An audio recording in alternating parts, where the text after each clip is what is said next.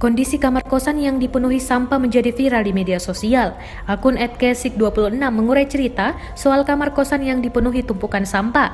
Akun Twitter tersebut adalah tetangga kamar dari penyewa kamar kosan berisi tumpukan sampah.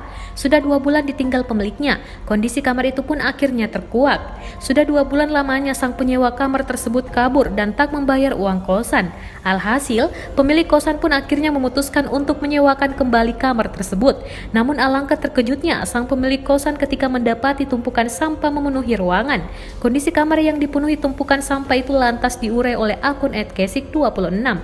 Analisa soal adanya kelainan hoarding disorder pada penyewa kamar tersebut pun menyeruak.